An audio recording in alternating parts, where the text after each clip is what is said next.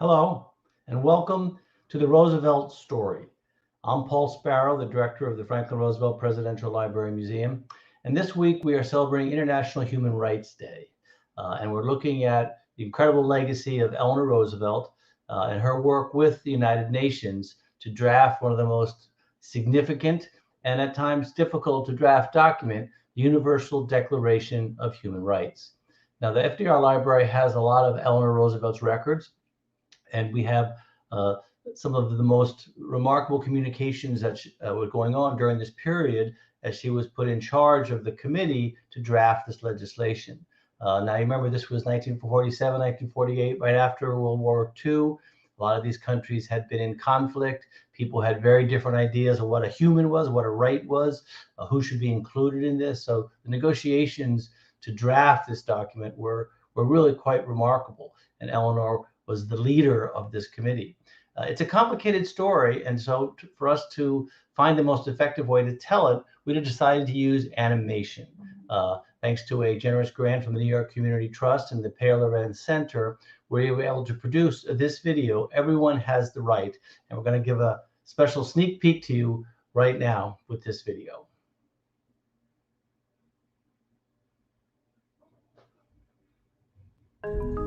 What are human rights? Are those rights the same everywhere? For everyone?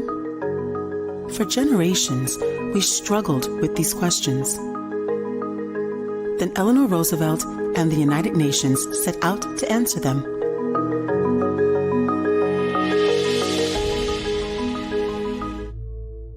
Recognition of the inherent dignity and of the equal and inalienable rights of all members of the human family is the foundation of freedom, justice, and peace in the world.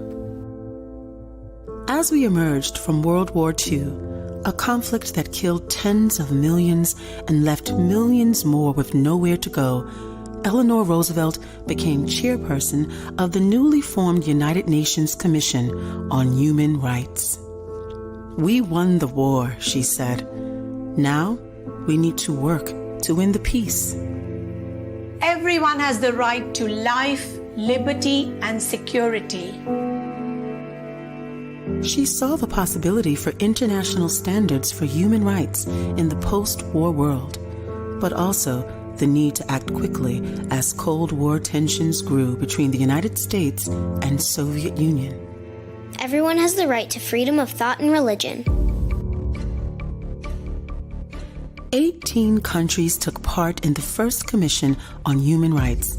They sent experts on law, legislation, religion, and philosophy who asked questions like, what are human rights? What is personhood? And what comes first, the rights of the individual or the interest of the community? Everyone has the right to be presumed innocent until proven guilty.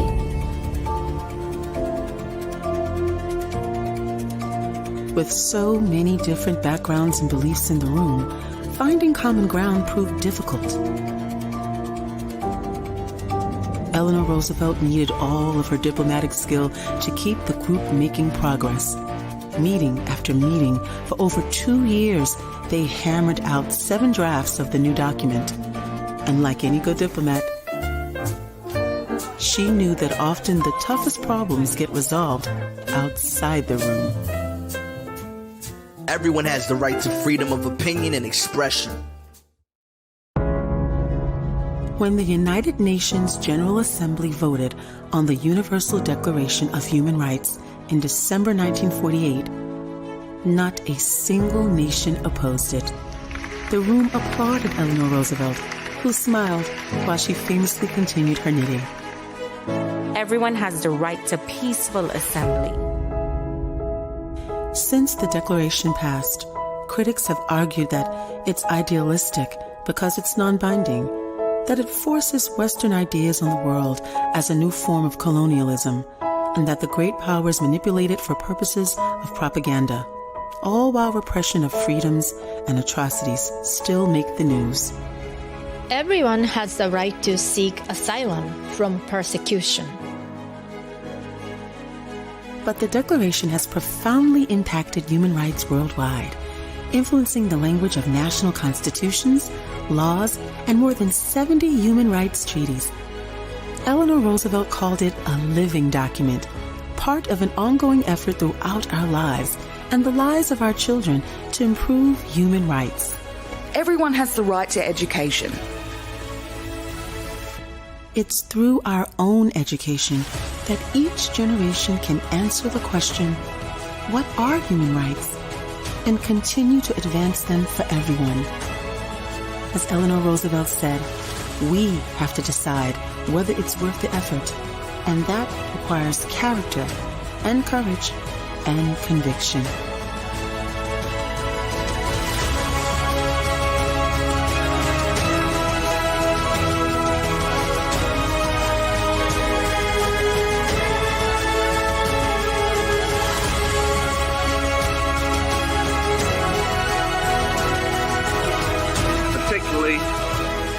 Fitting that here tonight should be the person who's been the leader in this movement, assisted though she has been by many others, the person who was raised to even greater honour, so great a name. I refer, of course, to Mrs. Roosevelt, the delegate of the United States.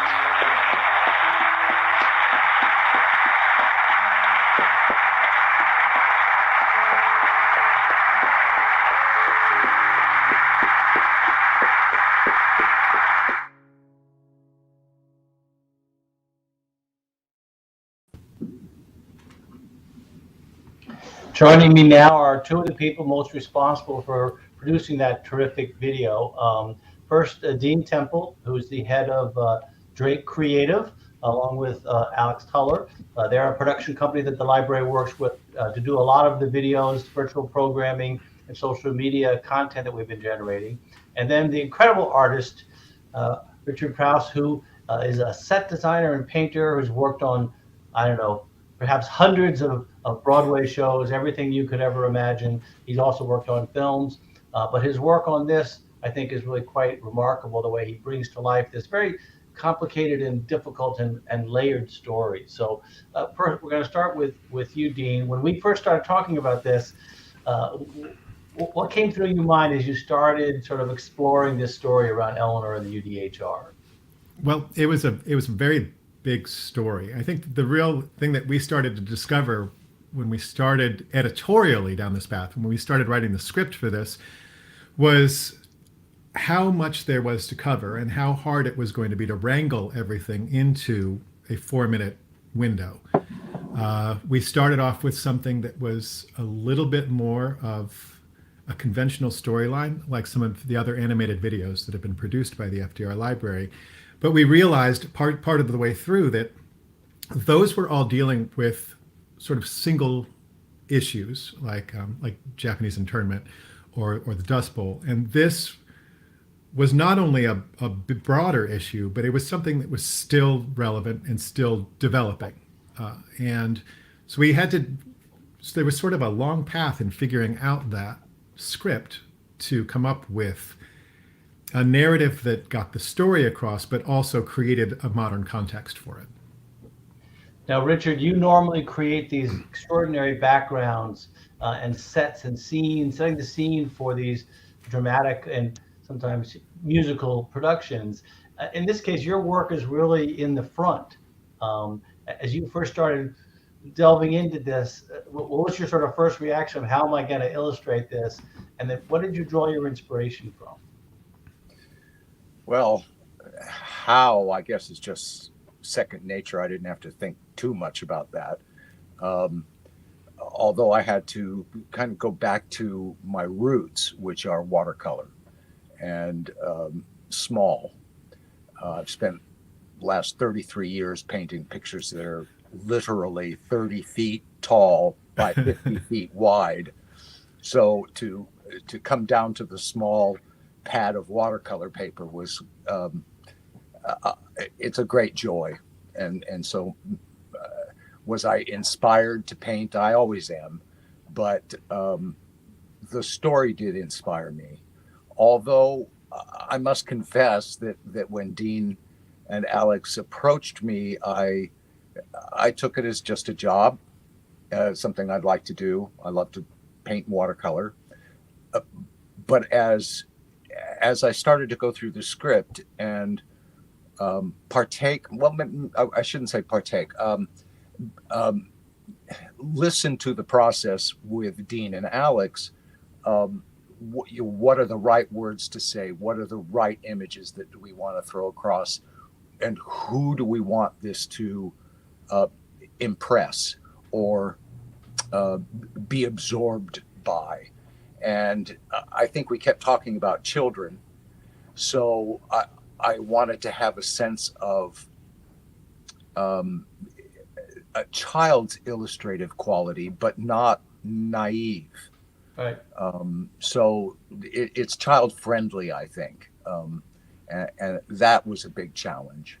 Well, that was very important because obviously this is part of our educational outreach, and because so much of the footage from that era is black and white, and a lot of people don't really relate to it. The color that the animation brings allows us to do it. But I want to talk a little bit about the bookends for the video, which are those faces. The faces are just fantastic. Were you working off photographs? I mean, they're just so compelling. Talk a little bit about those faces. Yes, well, that's where Dean and Alex were a great help to me. They sent me reference photos of people around the world as examples, and kind of left it up to me as to whether or not I was absolutely literal or true to that person. But so many of the photographs of these people were just so good and their faces so telling that I just went ahead and did portraitures based on the photographs. I think really the only, I shouldn't say only, there are a couple of illustrations that are completely out of my head, that being the group of people being displaced by the Second World War, that crowd.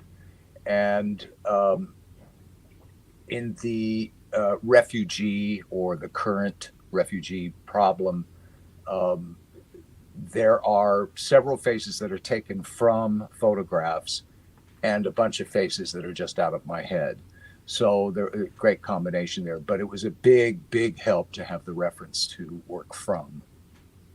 The two components of this video that I think sort of touched me personally are both the faces, but also, Dean, the voices that you chose to read the excerpts from the different articles. And again, there's some age variation in there. And I know that we here at the library can be a difficult group to work for, but you talk about the process of how you cast those voices, what you were looking for, what it was like trying to work with them to humanize what's, again, it's fairly abstract concepts that we're trying to put right. our human soul behind.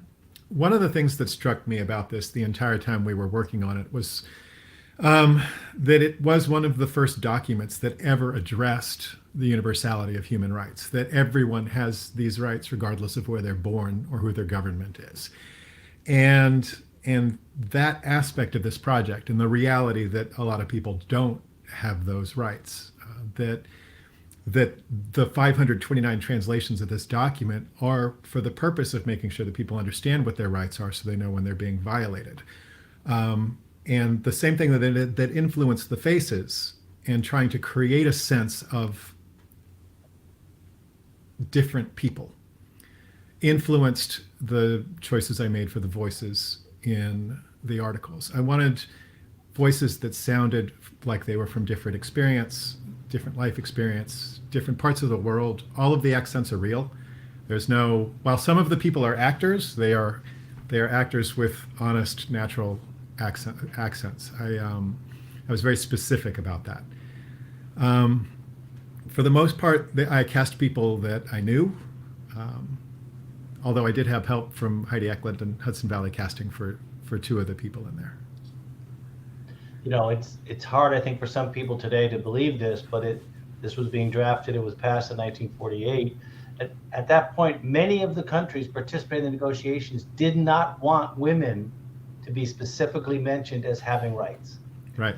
And it was is a scene where they cross out all men and rights all people. It was actually a hugely controversial decision because all of the men said, well, all men always refers to everyone. But of course, the women said, well, no, in our country, all men does not refer to women. Right. It only refers to men. And so that the contextualization of what they were actually trying to get everyone to agree with goes to such a base level that even half the population in some countries were not considered worthy of rights. Absolutely. That dictated a little bit how you chose the narrator's voice as well. Oh, yes, absolutely. Well, I mean, the instance you're talking about is Hansa Mehta of India, who was one of the 18 people around the table that were drafting the document. And she argued repeatedly for a gender-neutral language in it. And lots of people argued against her, including initially Eleanor Roosevelt, who felt like, well, proper English is that you use the male pronouns and whatnot. It was, if I'm not mistaken, it's the first international document with gender-neutral language in it, and that was Hansa Mehta pushing for that. That was important. Yes, I chose a female narrator for that reason. I chose my friend Adiaga for that because she's a spectacular actor and she has a beautiful voice. Now, Richard, I think the most difficult face for you to have had to capture, of course, is that of Eleanor Roosevelt, whose face is extremely well known and whose face is quite animated. And, when you see photographs of her, she looks so different in different photographs. She has a little bit of a strange overbite, which sometimes can make her mouth look strange. Anyway, I think you do a wonderful job of capturing her. What kind of collage of material were you working with to try to capture her in these different scenes? Again, reference photos from Alex and Dean. What I find fascinating about her face is, like you say, it changes a lot. But I think it's fair to say that there's a dignity and a sparkle in her eyes that is really, really hard to capture. It's like she's totally alive. It's a pleasant face. It's an odd face. At times she looks almost ugly, and at times she is absolutely stunningly beautiful. Yeah. And it kind of reflects us all, I think, in that respect. But she's easy to do a caricature of, but to be honest is a little more difficult. I wish I had known her in person. I do a lot of portrait work, and I find that if I've spent time with a person, it's a great deal easier. But she's sort of in the past, and I don't really know her, and unfortunately there's not nearly enough footage, certainly not like what there would have been if she was alive today. She'd be all over the place. Right. I don't know. It's the dignity in her eyes that is so impressive.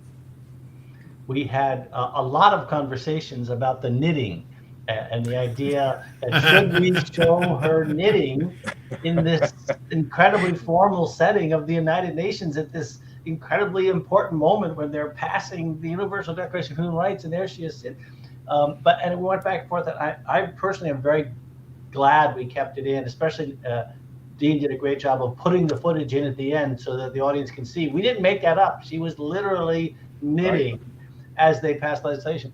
But I love what you did, both with the way she was knitting, but then using the knitted fabric to show it. Talk about that process a little bit, because I know from the editorial side it was very contentious. Well, because it isn't a true, should I say, frame-to-frame moving animation. We tossed a few ideas around, but in the beginning, Dean felt it was very important that the knitting be part of this, and loved the notion of the document having been knitted together by the efforts and the thoughts and ideas of hundreds of people. but that she was putting us all together, and her knitting just sort of fit in that way. And then the idea of the concerns of everything unraveling, and that inspired this break from that rendering of the knitting with the document on it for the knitting itself to become razor wire in front of current day immigrants, showing how volatile everything is, and it can all come undone so easily. As with, if you know anything about knitting, if you pull the wrong string, the whole thing unravels with no effort at all, right? It's much harder to knit something than to unravel it. Right. So it's a beautiful image, and it was exciting to paint. And I think it really works, this idea of taking these threads from all over and coming up with a complete fabric of our society. I thought that whole thing worked really well. But there's another scene, which is, we have a question coming in, which is the knitting. What exactly was she knitting? And I don't know the answer to that. Do you know, did that come up everywhere? A suit of armor. I did not. I never knew what she was knitting. I didn't. The reason I knew she was knitting was because I found that footage from the UN Audiovisual Library, and that influenced that particular scene. Okay, so another scene I want to talk about is the wonderful way you show it, the argument going back and forth with the hands and with the papers being crumpled. And then there's also the little champagne glass that gets toasted. And there's an interesting story behind the champagne glass, which was that some of these meetings in the formal conference rooms at the United Nations were very tense. Again, people really had very, very strongly held beliefs, and they disagreed on some key elements.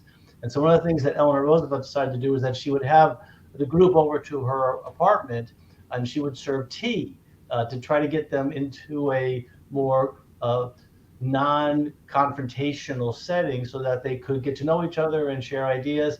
And the Russians decided that if she was going to have them over to her apartment for tea, they were going to have them over to the Russian apartment for vodka. Because Eleanor, of course, was not a teetotaler, but she rarely served alcohol. So we were trying to figure out, how do you combine those two images of the tea drinking Eleanor and the by taking hard liquor and turning it into it was such a great image, like the whole idea of them resolving some of their issues, finding common ground when they were outside of the conference room, when in a more social situation. So that was such a compelling image, and one of our concerns, of course, was, do we put this toasting alcohol thing in a video that's meant for young people? Right. But that's an aspect of the history of this, like that type of outside the building diplomatic negotiation, and that was something she realized. Eleanor, early in her UN efforts, had gone to events after the fact with what tended to be more like the wives of the diplomats who were meeting for tea, and she saw that this was a really good means of just talking to people, and so she instituted that into the Commission on Human Rights.